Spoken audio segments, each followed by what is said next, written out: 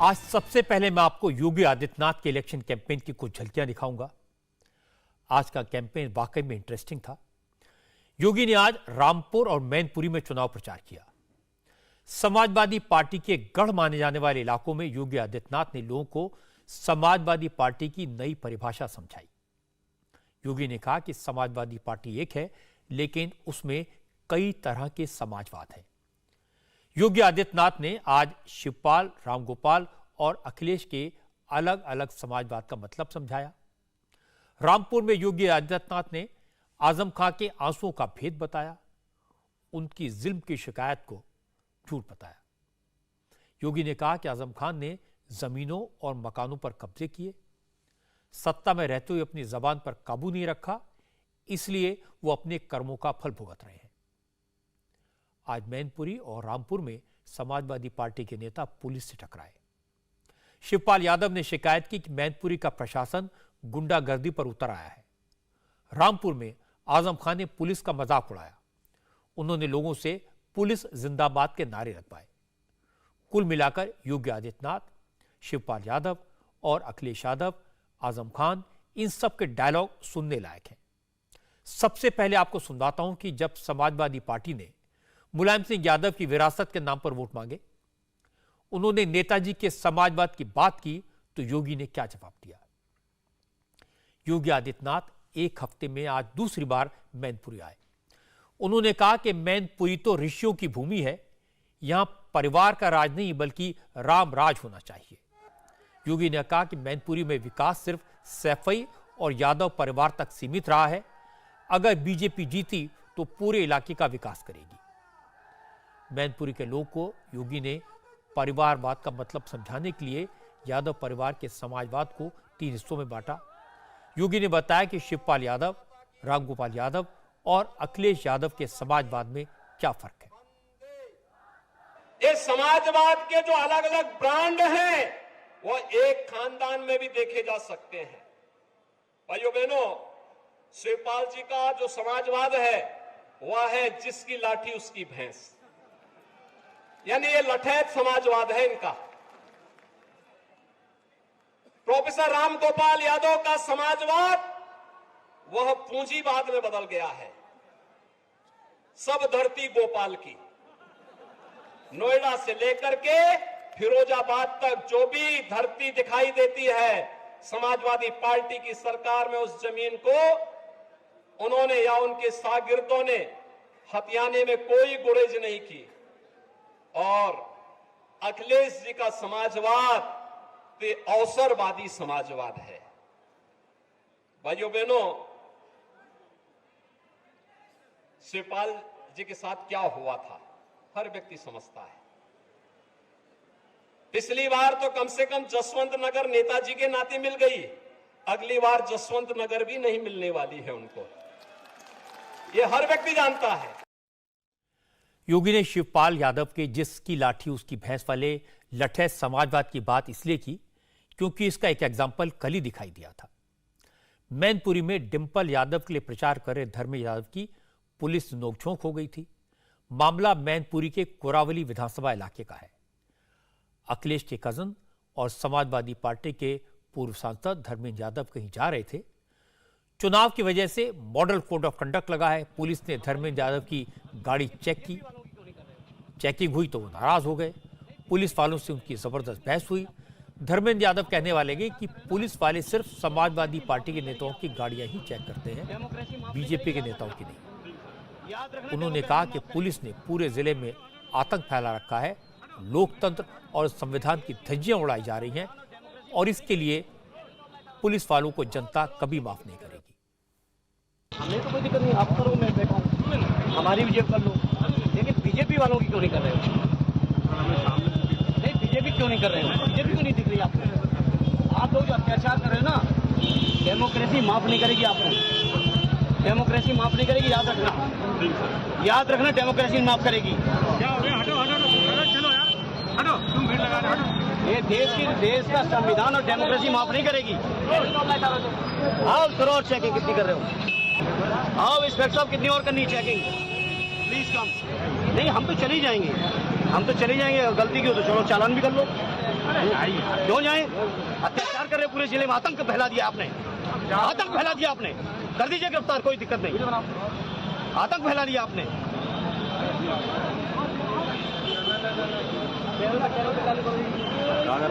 आतंक फैला रखा पूरे जिले में, लोकतंत्र को खत्म करना चाहते हैं। बाद में धर्मेंद्र यादव ने आरोप लगाया कि सिर्फ पुलिस ही नहीं बल्कि जिले का हर बड़ा अफसर लोगों को डरा रहा है, धमका रहा है, लोकतंत्र की हत्या की जा रही है, लेकिन मैनपुरी के लोग इसे बर्दाश्त नहीं करेंगे, जनता चुनाव में जवाब देगी। इस समय मैनपुरी लोकसभा क्षेत्र की दोनों ही जनपदों की पुलिस और पूरा का पूरा प्रशासन लोकतंत्र की हत्या करने पे तुले हैं। जितने भी राजनीतिक कार्यकर्ता हैं, समाजवादी पार्टी के संबंधित या जो लोग समाज के संभ्रांत लोग हैं, भले ही वो दल से वास्ता न रखते हो, हर घर पर या तो पुलिस के छापे पड़ रहे हैं या पुलिस के लोग उनको थाने में बुला रहे हैं या पुलिस के लोग फोन करके धमका रहे हैं। प्रशासन में अन्य विभागों के भी लोग लगातार धमकाने में लगे हैं, चाहे वो बीएसए हो, डीएसओ हो, सीडीओ हो, तमाम तरीके के जितने भी तरीके से हो सकता है प्रशासन लोग दबाव बना रहे हैं। लेकिन इन बातों का समाजवादियों पर न कभी पहले असर पड़ा था, ना आज पड़ेगा। और ये लोकतंत्र की हत्या करना चाहते हैं बीजेपी के लोग, जो मैनपुरी की जनता किसी भी कीमत पर नहीं होने देगी। जितना मैनपुरी के लोगों को दबाने का प्रयास हुआ है, उतना ही मैनपुरी के लोगों ने जवाब देने का काम भी किया। चाचा शिवपाल यादव ने भी इसी तरह की बात की। शिवपाल यादव ने कहा कि मुख्यमंत्री योगी आदित्यनाथ समाजवादी पार्टी पर गुंडों को, अपराधियों को प्रोटेक्शन देने का आरोप लगाते हैं, लेकिन गुंडई कौन कर रहा है ये मैनपुरी की जनता देख रही है। शिवपाल यादव ने कहा कि सरकार के कहने पर मैनपुरी का जिला प्रशासन गुंडागर्दी पर उतर आया है। अब वोटिंग तक ऐसा ही जारी रहेगा, इसलिए समाजवादी पार्टी के लोगों को डरना नहीं है। हर बूथ पर, हर इलाके में बैकअप प्लान बनाना है जिससे सरकार के मंसूबों को नाकाम किया जा सके। गुंडई तो कौन कर रहा है? समय सरकार गुंडई करा रही है। कहां? प्रशासनिक अधिकारियों पर, पुलिस अधिकारियों पर। बताइए, लोकतंत्र भी कहीं ऐसा होता है? सीधा लोकतंत्र पर हमला, सीधा संविधान पर हमला। जनता से ये कहना चाहता हूं, हो सकता है हमारे बूथ के जो प्रभारी है उसे गिरफ्तार कर सकते हैं, नजरबंद कर सकते हैं, तो दूसरी टोली जरूर रखना। दूसरे डरना नहीं, डरना नहीं और मानना भी नहीं। समाजवादी पार्टी ने सरकार पर इल्जाम लगाए, जिला प्रशासन पर आरोप लगाए। इसकी खबर योगी आदित्यनाथ को मिली। आज मैनपुरी में ही योगी ने इसका जवाब भी दे दिया। योगी ने कहा कि यह समाजवादी पार्टी का पुराना स्टाइल है। जब भी उन्हें लगता है कि चुनाव हारने वाले हैं तो कभी ईवीएम पर आरोप लगाते हैं, कभी पुलिस को कटघरे में खड़ा करते हैं।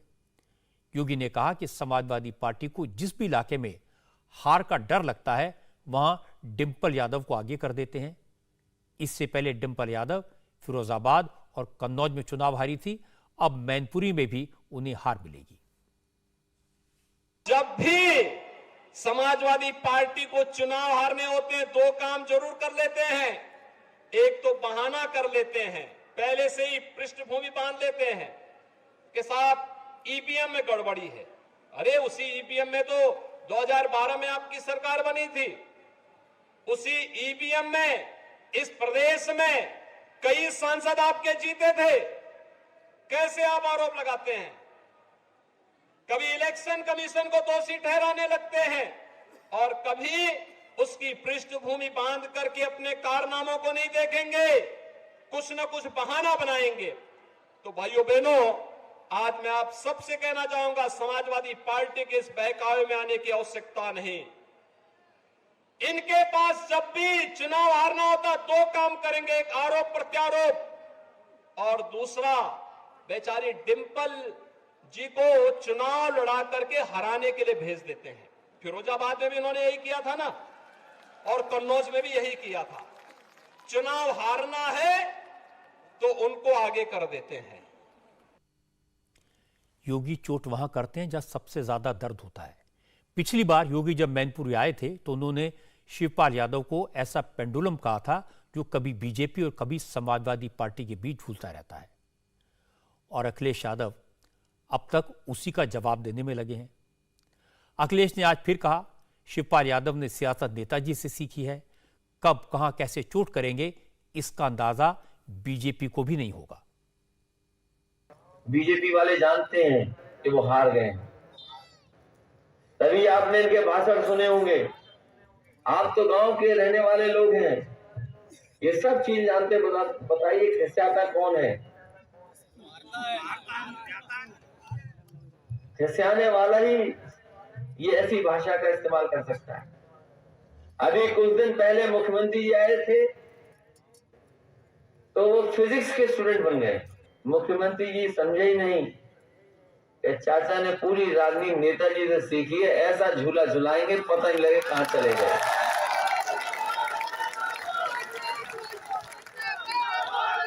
और क्या कर रहे हैं? बोले सिक्योरिटी वापस लेगी, सिक्योरिटी। ये बताओ नेता चाचा को कौन सी सिक्योरिटी की जरूरत? चाचा खुद ही शिक्षा में संजीव थी। और फिर हम लोग चाचा के साथ है तो फिर काय की सिक्योरिटी की जरूरत है? बताओ। अखिलेश यादव अपनी हर रैली में अपने पिताजी, अपने चाचा जी की बात कर रहे हैं और योगी आदित्यनाथ ने उनकी इस बात को भी पकड़ लिया। योगी ने कहा कि मैनपुरी को यादव परिवार का राज नहीं बल्कि राम राज चाहिए और बीजेपी ही रामराज ला सकती है। मैनपुरी लोकसभा को समाजवाद नहीं, राम राज्य चाहिए। राम राज्य का मतलब जहां पर बिना भेदभाव के शासन की योजना का लाभ हर गरीब, हर नौजवान, हर किसान, हर महिला को, हर बहन बेटी को और समाज के प्रत्येक तबके को प्राप्त हो सके। राम राज्य एक ऐसी व्यवस्था है जो बिना भेदभाव के शासन की योजनाओं को हर तबके तक पहुंचाता है। यहां जाति के लिए नहीं, क्षेत्र, मत और मजहब के लिए नहीं, सबका साथ और सबके विकास के वास्तविक भाव के साथ जो कार्य कर सके वही राम राज्य का उदार और उदात्त भाव है। और उस भाव के साथ आपको जोड़ने के लिए आज मैं आपके बीच में आया हूं। मैनपुरी से पहले योगी आदित्यनाथ ने समाजवादी पार्टी के एक और गढ़ रामपुर में भी इलेक्शन कैंपेन किया। यहां आजम खान की असेंबली की मेंबरशिप रद्द होने की वजह से चुनाव हो रहे हैं। आजम खान तो चुनाव लड़ नहीं सकते, कानून ने रोक लगा दी है, तो उन्होंने आसिम रजा को उम्मीदवार बनाया है। लेकिन आजम खान ने इस बाई इलेक्शन को अपनी प्रतिष्ठा का प्रश्न बना लिया है। चुनाव प्रचार के दौरान वो बार बार रामपुर के लोगों को याद दिलाते हैं कि योगी सरकार ने उन पर कितने जुल्म किए। वो याद दिलाते हैं कि बीजेपी की सरकार मुसलमानों के वोटिंग राइट्स खत्म करना चाहती है। योगी ने आज इन सब आरोपों का करारा जवाब दिया। योगी ने आजम खान का नाम तो नहीं लिया, लेकिन जो जो बातें उन्होंने कही उनसे साफ था उनके निशाने पर कौन है। योगी ने कहा कि जो नेता आज अपने साथ अन्याय का रोना रो रहे हैं वो झूठ बोल रहे हैं। जिसने जो कर्म किए उसका फल उसे भुगतना होगा। सारे मामले कोर्ट में हैं, फैसला वहीं होगा।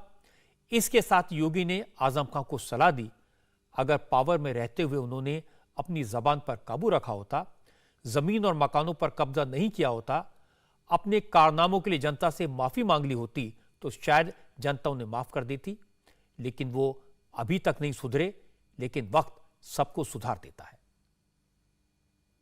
मुझे आज आप सबके सामने बताने में कोई संकोच नहीं कि जो समाजवादी पार्टी के एक नेता लगातार आपके बीच में आकर के कह रहे हैं कि उनके साथ अन्याय हुआ है, मुझे लगता है इससे ज्यादा गुमराह करने वाला दूसरा वक्तव्य हो ही नहीं सकता है। व्यक्ति के कारनामे उसको उसके कार्यों की सजा देती है। जिसने जो किया होगा वह फल भी भोगेगा। मामले न्यायालय में है, मेरिट के आधार पर न्यायालय निर्णय ले रही है, तो उसमें सरकार और पार्टी को दोषारोपण करने का कोई मतलब नहीं होता है। और मुझे तो कहूंगा मैं उनसे कि वे अपना स्वास्थ्य का ख्याल रखें। अनावश्यक रूप से क्यों बेकार जनता के सामने आकर के जनता को क्यों अनावश्यक रूप से, अगर ये संवेदनशीलता सरकार में मंत्री रहते हुए उन्होंने दिखाई होती यहां के ईमानदारी से विकास में रुचि ली होती, यहां के प्रतिष्ठानों पर कब्जा करवाने की बजाय यहां के प्रतिष्ठानों के संरक्षण करने का दायित्व अपने ऊपर लेकर के बिना भेदभाव के हर नागरिक के सुख दुख में सहभागी बनकर के आगे बढ़ाए होते और अपनी जवान को भी नियंत्रित किए होते, तो मुझे लगता है कि बदजवानी व्यक्ति के लिए हमेशा दुर्गति का काम करती है। अपने कारनामों को कभी वे लोग दोषी नहीं ठहराते हैं। भाइयों बहनों, अगर अपने कारनामों को ये लोग दोषी ठहरा करके जनता के सामने माफी मांगते, हो सकता जनता जनार्दन उन पर रहम करती, लेकिन जनता भी जानती है ये सुधरने का नाम नहीं लेने वाले हैं, सुधरेंगे भी नहीं, क्योंकि जिनकी आदत गलत हो चुकी होती है उनको सुधरने में भी मुझे लगता है कि बहुत समय लगता है और वक्त सबको सुधार देता है। योगी आदित्यनाथ का आरोप है कि आजम खान जब तक पावर में रहे या फिर जब तक रामपुर में उनका रौब चलता रहा तो उनके तेवर तीखे रहते थे, वो पुलिस को प्रशासन को कुछ नहीं समझते थे। रामपुर को उन्होंने अपनी रियासत की तरह चलाया। आजम खान पर आरोप है कि उन्होंने मोहम्मद अली जौहर यूनिवर्सिटी के लिए कई गरीब मुसलमानों की प्रॉपर्टी पर कब्जा किया, लेकिन आजम खान के तेवर अभी भी वैसे ही हैं। 2 दिन पहले उन्होंने कहा था अगर सत्ता में रहते हुए वो अपनी ताकत दिखाते तो बच्चा पैदा होने से पहले मां से पूछता कि आजम खान से मजदूरी ले ली या नहीं।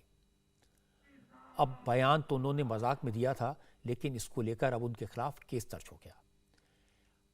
ऐसे में आजम खान अब पुलिस जिंदाबाद के नारे लगवा रहे हैं। दोस्तों, एसपी साहब, सीओ साहब जिंदाबाद, पुलिस वालों जिंदाबाद, तुम्हारे झंडे जिंदाबाद। यह आजम खान का अंदाज है। नारे भले पुलिस जिंदाबाद के लगवा रहे हो, लेकिन असल में वो पुलिस का मजाक उड़ा रहे थे। रामपुर में आजम खान इसी अंदाज से सियासत करते रहे हैं, लेकिन अब उनका वक्त खराब चल रहा है। विधायकी चली गई, कोर्ट के चक्कर लगाने पड़ रहे हैं, बहुत सारे केसेस उनके खिलाफ हैं। आज योगी आदित्यनाथ ने भी कहा कि रामपुर जिले की विरासत महान रही है, विकास के दौड़ में रामपुर को आगे होना चाहिए था, लेकिन एक नेता और उस नेता के परिवार की वजह से पिछले 5 साल से रामपुर में चुनाव पर चुनाव हो रहे हैं। वो परिवार सिर्फ मुसलमानों की सियासत करता है, लेकिन बीजेपी सरकार ने मजहब के आधार पर कभी भेदभाव नहीं किया। योगी ने कहा अब ये रामपुर के लोगों की जिम्मेदारी है कि वो भी बिना भेदभाव के काम करने वाली बीजेपी की सरकार को जिताएं। पिछले 5 वर्ष के अंदर देश के अंदर सबसे अधिक चुनाव और उपचुनाव झेले हैं, तो उनमें से रामपुर एक है। भाइयों बहनों, पहले जनता से समर्थन लेना, फिर जनता का उस पद से इस्तीफा दे देना, बार बार चुनाव होना, यह रामपुर के विकास को बाधित करने जैसा है।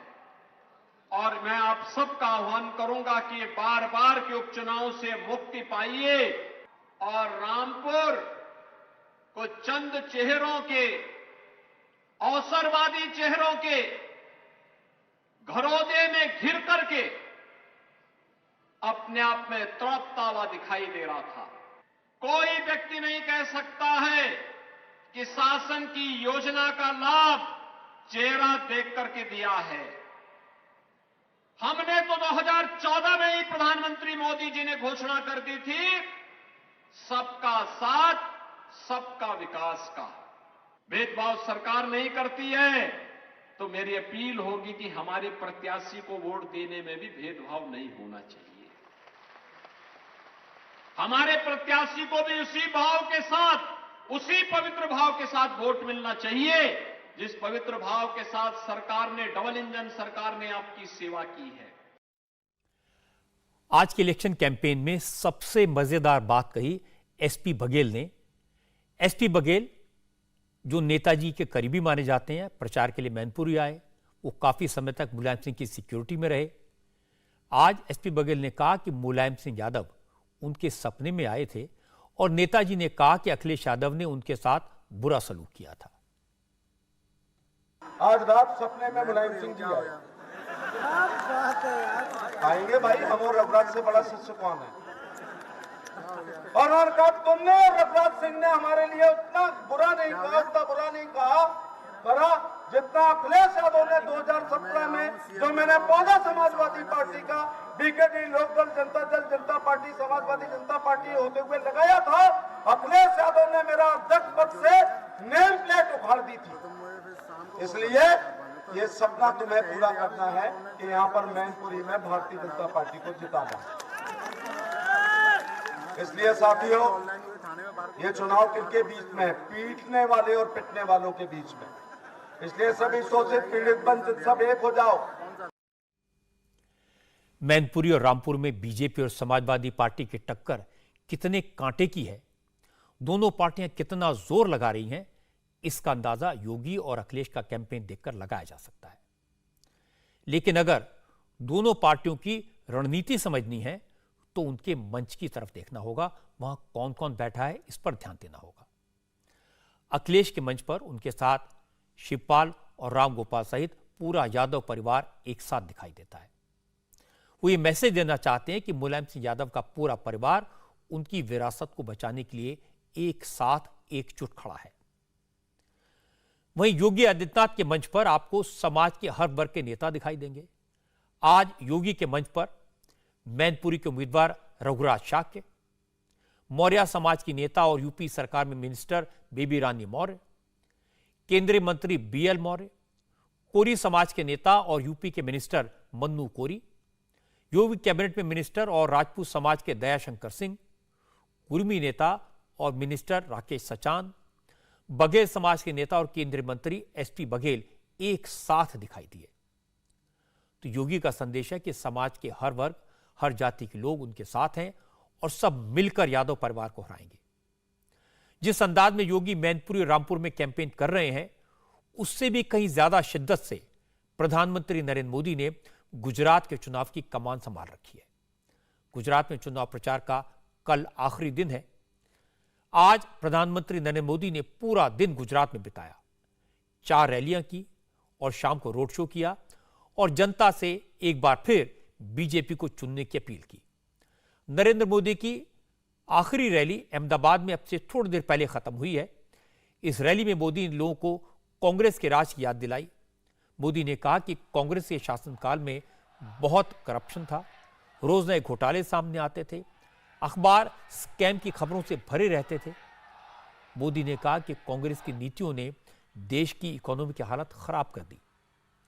आजादी के समय भारत की इकोनॉमी दुनिया में 6ठे नंबर पर थी, लेकिन 70 साल में कांग्रेस ने ऐसी नीतियां बनाई कि भारत 6ठे से 10वें नंबर पर पहुंच गया।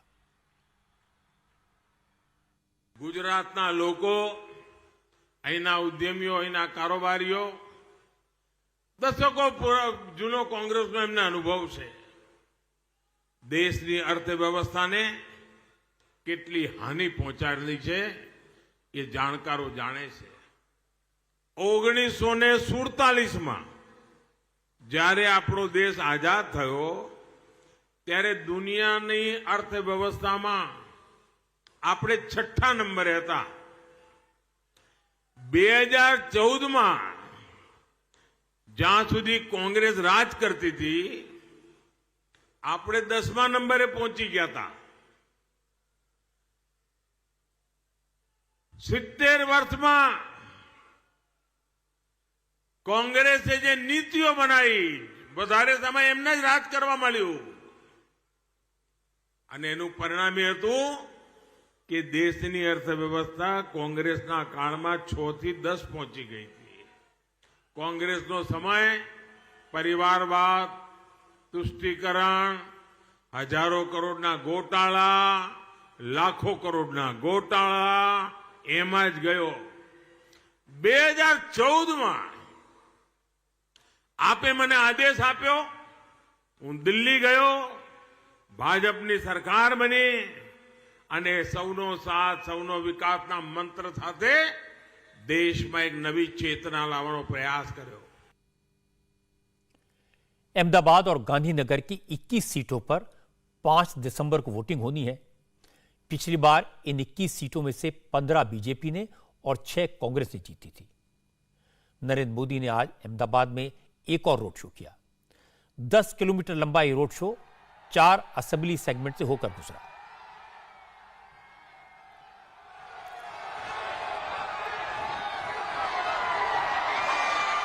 मोदी ने अपने रोड शो के जरिए दरियापुर, जमालपुर, खाड़िया, असावरा और बापूनगर विधानसभा क्षेत्रों को टच किया.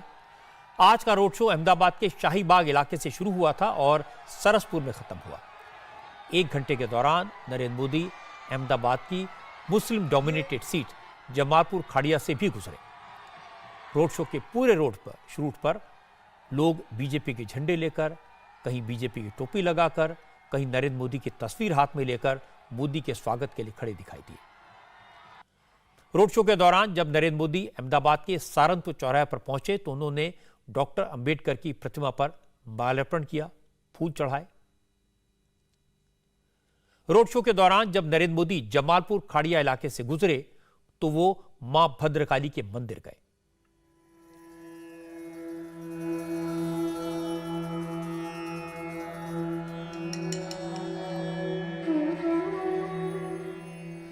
मोदी ने मां भद्रकाली की पूजा की. मां भद्रकाली को अहमदाबाद की नगर देवी कहा जाता है. भद्रकाली मंदिर उस वक्त से अहमदाबाद में है जब शहर का नाम कर्णावती हुआ करता था. आक्रमणकारियों ने कई बार मंदिर को तोड़ा. 14वीं सदी में जब अहमद शाह ने अहमदाबाद नगर बसाया तो अपने राजपुरोहित के कहने पर यह मंदिर भी बनवाया था. अहमदाबाद के लोग कोई भी शुभ काम शुरू करने से पहले आशीर्वाद लेने भद्रकाली मंदिर आते हैं. जब नरेंद्र मोदी गुजरात के मुख्यमंत्री थे तो वो हर नवरात्र पर मां भद्रकाली के दर्शन के लिए आते थे. भद्रकाली मंदिर अहमदाबाद की जमालपुर खाड़िया विधानसभा सीट में आता है जो मुस्लिम डोमिनेटेड कॉन्स्टिट्यूंसी है.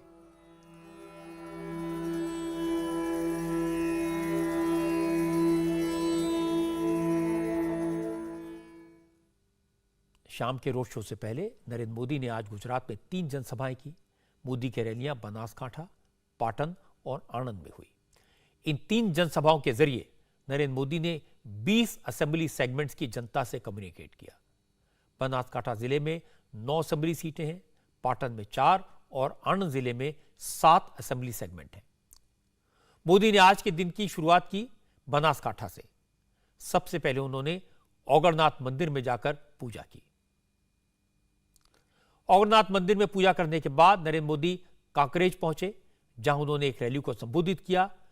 नरेंद्र मोदी ने जनता को कल हुई फर्स्ट राउंड की वोटिंग की रिपोर्ट दी. बताया पहले राउंड में लोगों ने बीजेपी के लिए बंपर वोटिंग की है.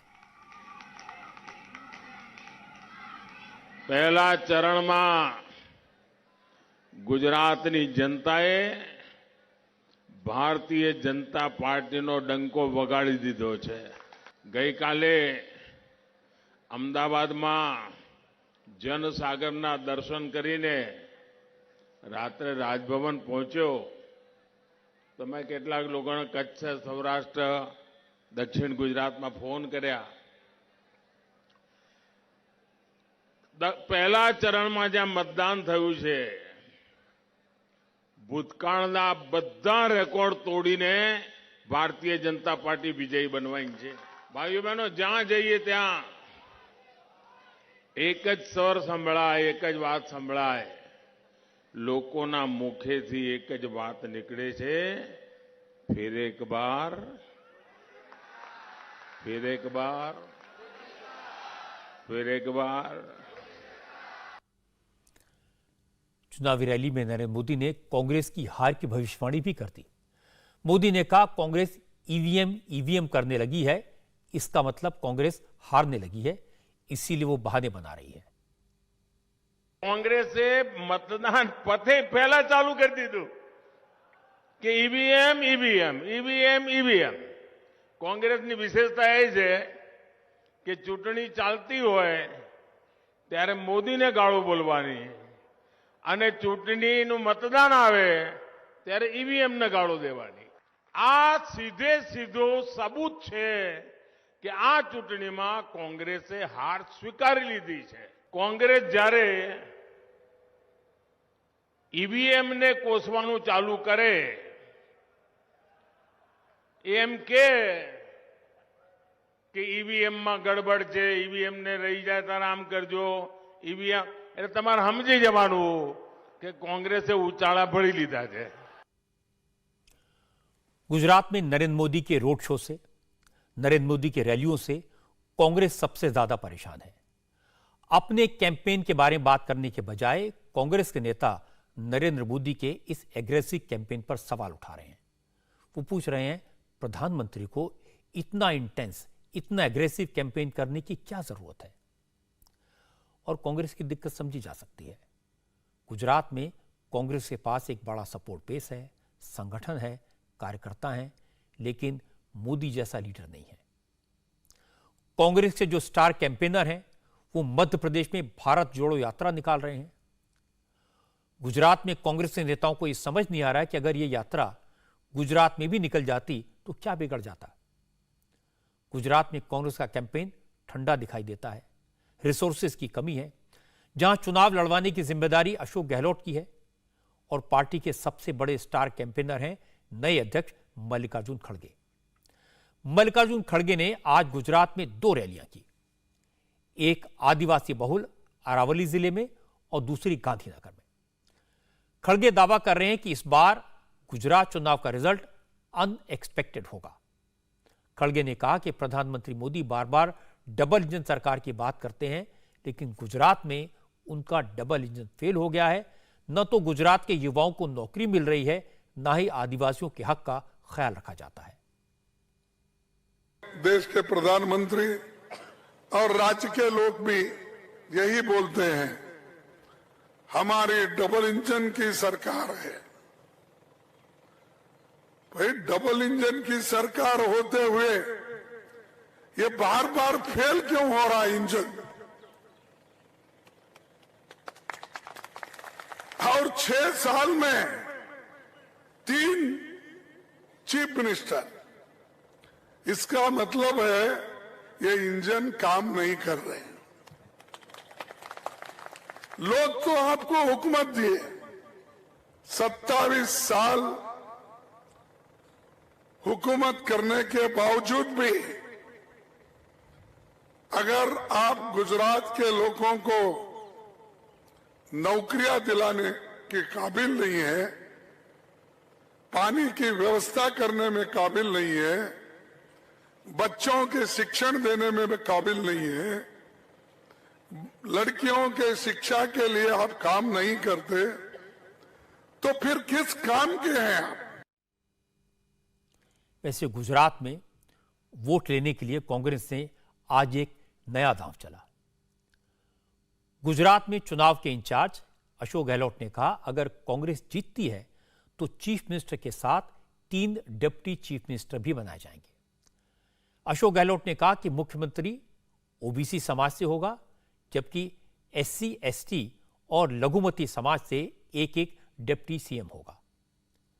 लेकिन हैरानी की बात यह थी कि अशोक गहलोत के इस फॉर्मूले की जानकारी कांग्रेस के अध्यक्ष मल्लिकार्जुन खड़गे को नहीं थी.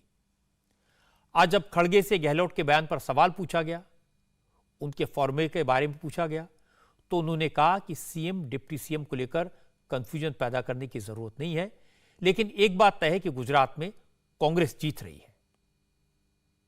कांग्रेस पार्टी ने निर्णय लिया है कि गुजरात का मुख्यमंत्री ओबीसी समाज से होगा और 3 डेप्यूटी सीएम होंगे एसटी, एसटी, लघुमती से. क्या कहेंगे इसके बारे में? देखो, अब मैं तो अध्यक्ष हूँ, मुझे तो वो निर्णय का मालूम नहीं है. अशोक गहलोत जी ने सुनो, राइट दिया. आप मुझे पूछ रहे क्या अशोक गहलोत? ऐसा ही कंफ्यूजन क्रिएट मत करो. जो पार्टी जीतने वाली है उसको हराओ मत. कितनी सीटें कांग्रेस लगी गुजरात में? गुजरात में बहुमत आएगा, हमारी सरकार बनेगी.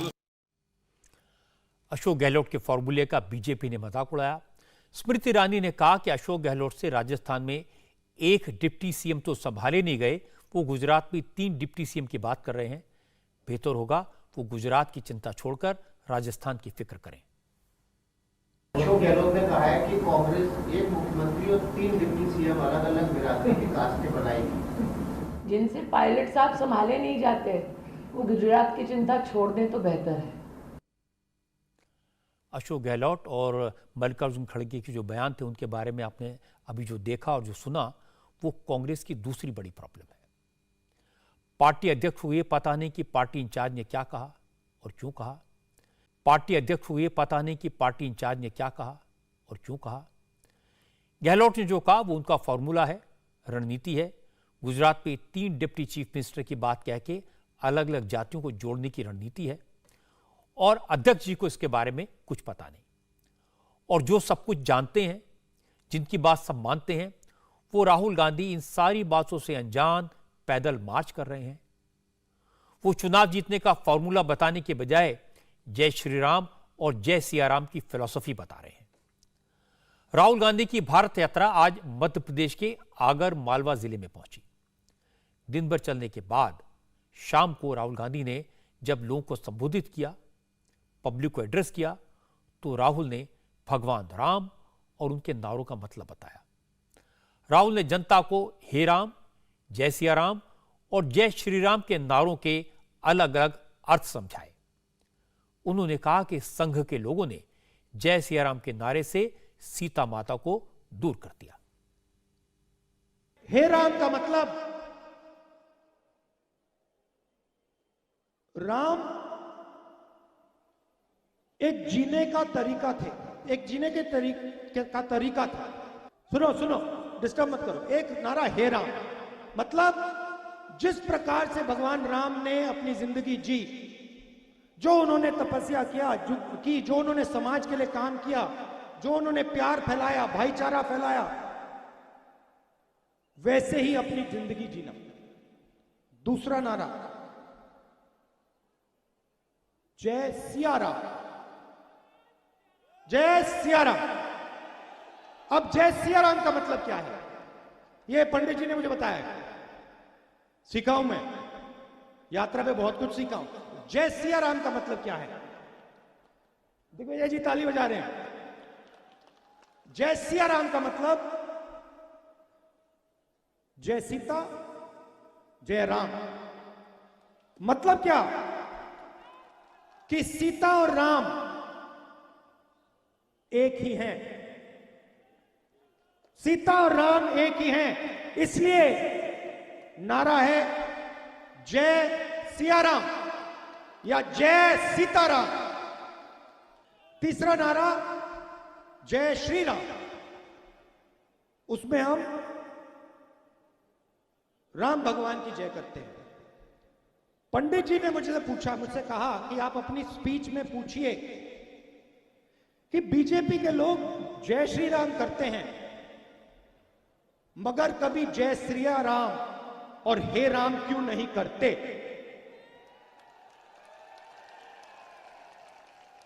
मुझे बहुत अच्छा लगा, बहुत गहरी बात बोली, क्योंकि वो सबसे पहले आरएसएस के लोग, बीजेपी के लोग, क्योंकि वो सबसे पहले जिस भावना से राम ने अपनी जिंदगी जी, उस भावना से अपनी जिंदगी नहीं जीते हैं।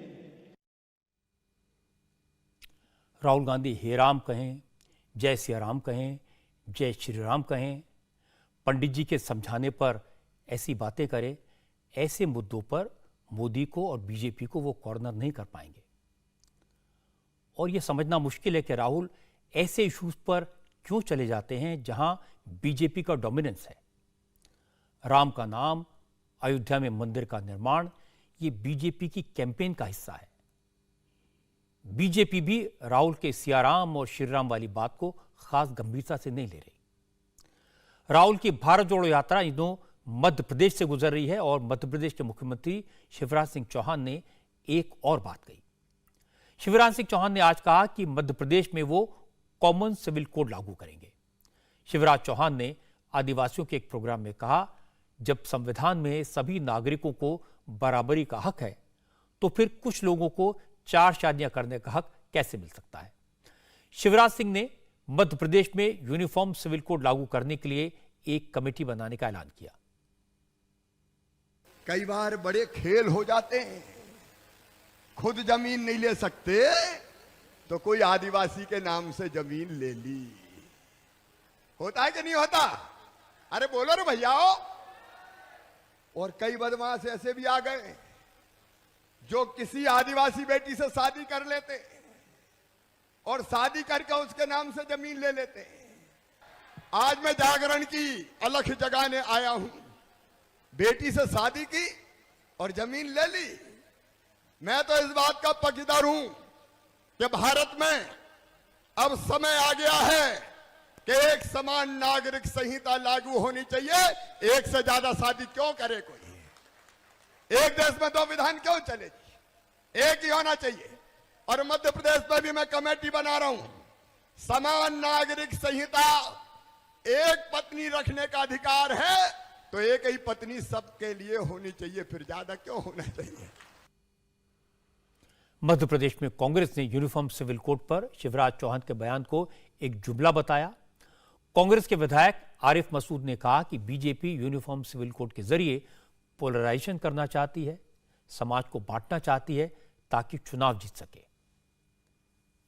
कॉमन सिविल पर शिवराज सिंह जी के बयान केवल जुमलेबाजी और चुनावी स्टंट है, इसके अलावा और कुछ नहीं है और सत्यता से परे है, सच्चाई से बहुत दूर है। इसलिए दूर है कि मैं उनसे पूछना चाहता हूं कि ट्राइबल का जो कानून है उसके लिए क्या करेंगे? ट्राइबल का अलग कानून है। नॉर्थ ईस्ट में जो अलग कानून चल रहा है उसका क्या करेंगे? ऐसे बहुत सारे रिलीजियस के कानून हैं जो सबके अलग अलग हैं। तो उसके चलते किस तरह का कॉमन सिविल बनाना चाहते हैं? ये केवल एक भ्रम है और मुस्लिम पर्सनल लॉ को एक ठेस पहुंचाने वाला काम है। केवल एक भ्रमित करना ताकि एक मुस्लिम पर्सनल लॉ का नाम हाईलाइट करके जो महंगाई, जो भ्रष्टाचार, जो खुद की गलत नीतियां हैं, उससे मतदाता का दिमाग हटाकर ध्रुवीकरण कर चुनाव जीतने का एक स्टैंड है। इसके अलावा कुछ भी नहीं है। इसका मैं घोर विरोध करता हूं। शिवराज सिंह चौहान ने जो कहा उसको बीजेपी के एक और नेता ने कुछ अलग अंदाज में कहा। मध्य प्रदेश में यूनिफॉर्म सिविल कोड की जरूरत बताई।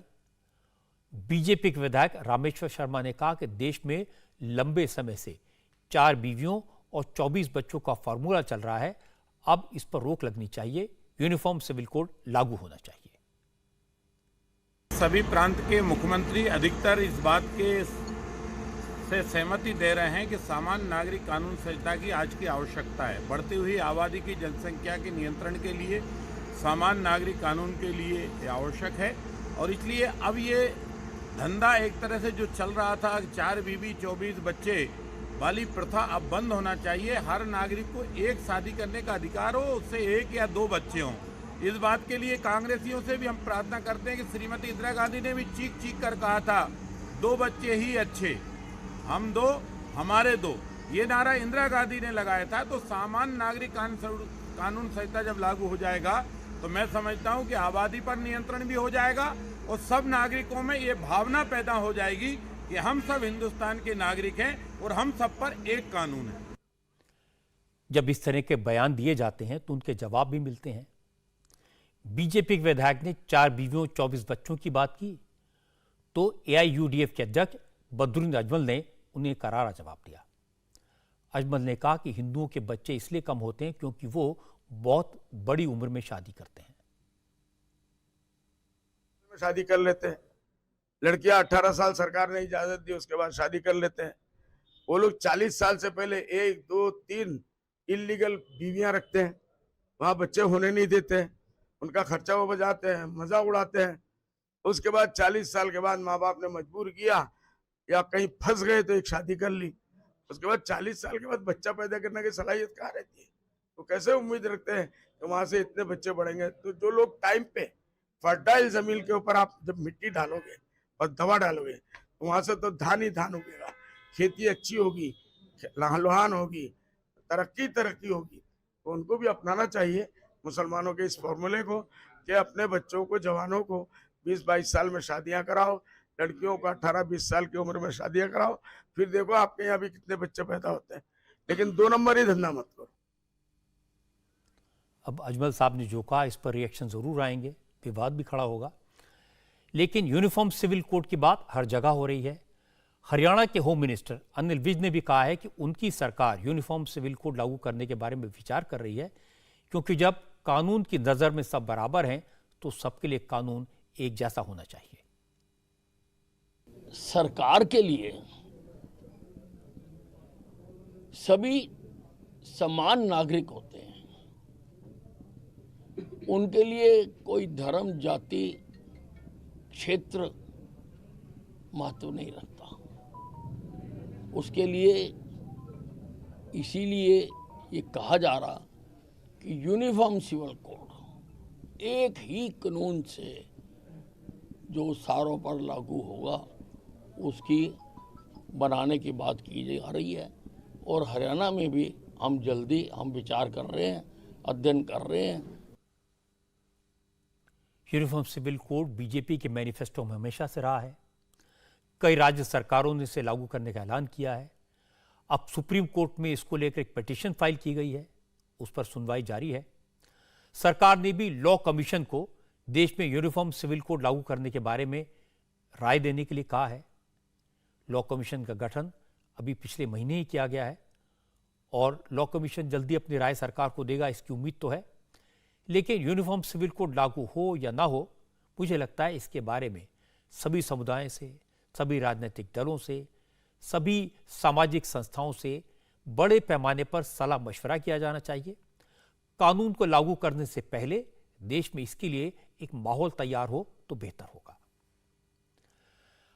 आज का चुनाव दिल्ली में भी हो रहे हैं, कैंपेन दिल्ली में भी हो रहा है। आज एमसीडी के चुनाव के लिए कैंपेन का फाइनल डे था। 4 दिसंबर को एमसीडी चुनाव के लिए वोटिंग होगी।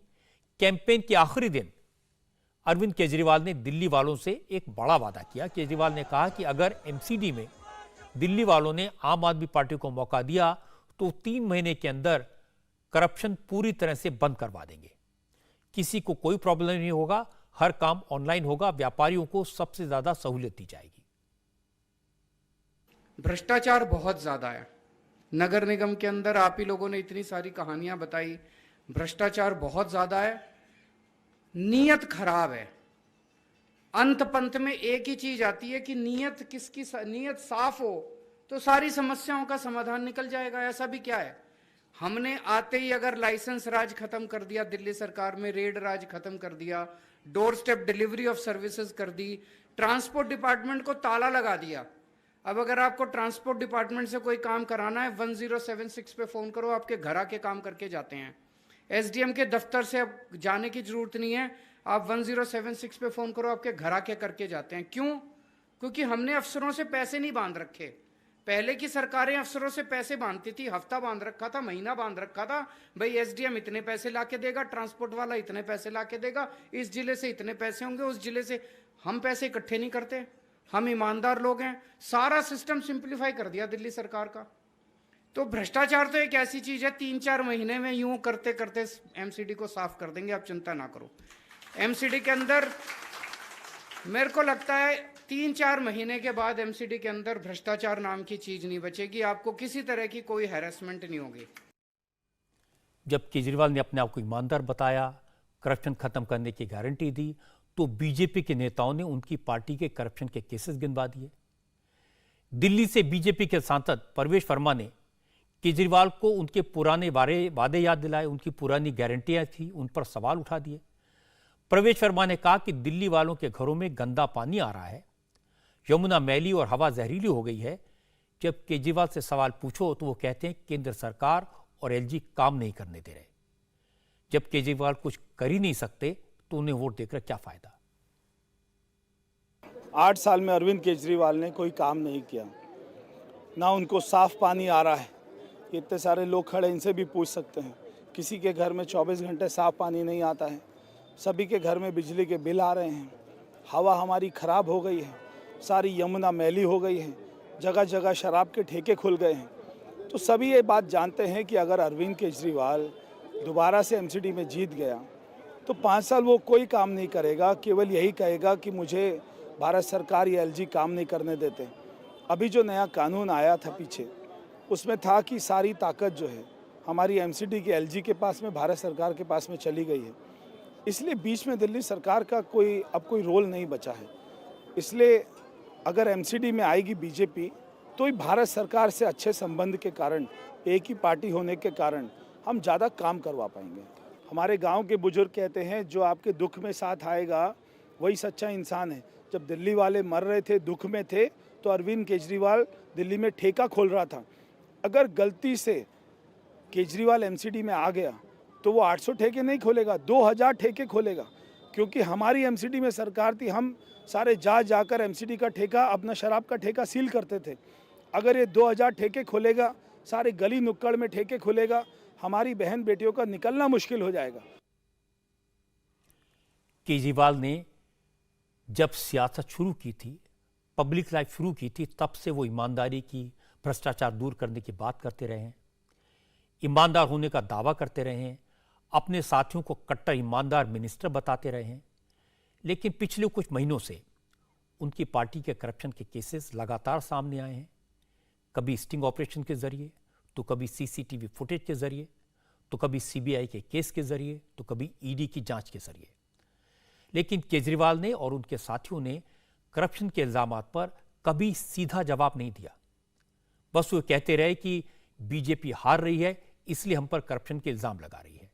बेहतर होता कि वो इन आरोपों के जवाब देते।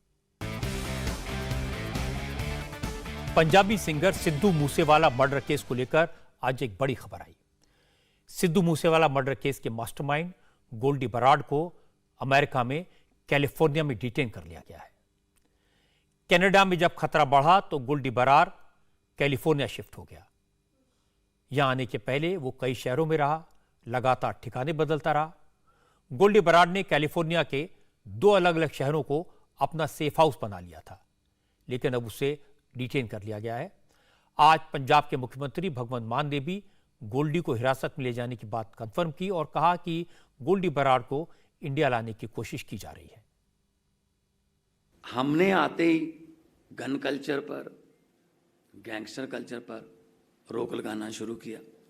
बहुत से गैंगस्टर पकड़े गए और अभी आज सुबह की न्यूज़ है, जो कि कंफर्म न्यूज़ है, मैं being a head of state ये बता रहा हूँ कि जो कनाडा में एक बहुत बड़ा गैंगस्टर बैठा था, जो सब गैर सामाजिक कार्रवाइयाँ करवा रहा था, पैसे भेज रहा था या कुछ भी, गोल्डी बराड, उसको अमेरिका में डिटेन कर लिया गया है। तो ये गैंगस्टर कल्चर बड़ी जल्दी, मैं पहले ही बोल चुका हूँ, पंजाब में बड़ी जल्दी गैंगस्टर कल्चर आपको ख़त्म मिलेगा। वो बाहर बैठे हैं, इसलिए हमें थोड़ा थ्रू द चैनल जाना पड़ रहा है। रिसेंटली अभी हमने गोल्डी बराड को रेड कॉर्नर नोटिस जारी करवाया था होम मिनिस्ट्री से, तो अभी हमें पता चला है वो डिटेन हो गया है। जल्दी ही उसको यहाँ पे लाया जाएगा। बड़ी बड़ी हत्याओं में उसका हाथ है और कानून के मुताबिक उसको सख्त से सख्त सजा मिलेगी और परिवारों को इंसाफ मिलेगा। आज जब गोल्डी के अरेस्ट होने की खबर आई, डिटेन होने की बात पता चली, तो सिद्धू मूसेवाला के पिता ने संतोष जाहिर किया। मूसेवाला के फादर का कहना है कि उनके बेटे को मारने वाले बेहद शातिर हैं, बड़े बड़े क्रिमिनल हैं, और उन्होंने सरकार से कहा कि इन सब आरोपियों का नार्को टेस्ट कराया जाए ताकि पूरा सच सामने आ सके। हाँ, प्रेस के माध्यम तो जरूर पता लग रहा है। मुझे मीडिया से पता चला है तो मन को संतुष्टि मिली है। उम्मीद करता हूं खबर सच हो। जहां तक अपराधियों से पूछताछ का सवाल है, वो सही तरीके से नहीं हो रही है, क्योंकि सच्चाई सामने नहीं आ रही है। मेरी प्रशासन से विनती है कि इनका नार्को टेस्ट किया जाए। अपने आप सब कुछ शीशे की तरह साफ हो जाएगा।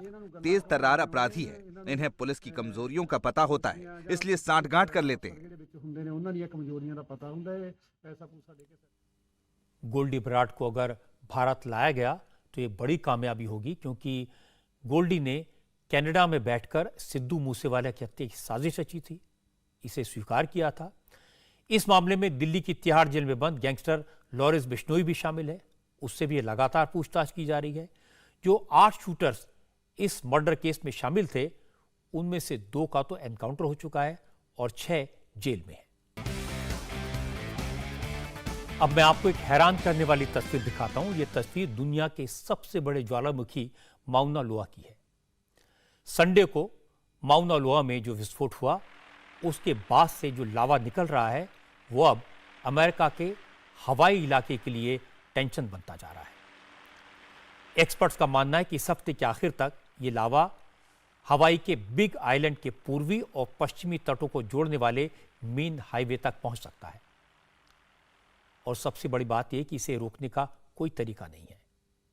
माउना लोआ में 38 साल बाद विस्फोट हुआ है। इसके पहले यहां 1984 में 1984 में विस्फोट हुआ था।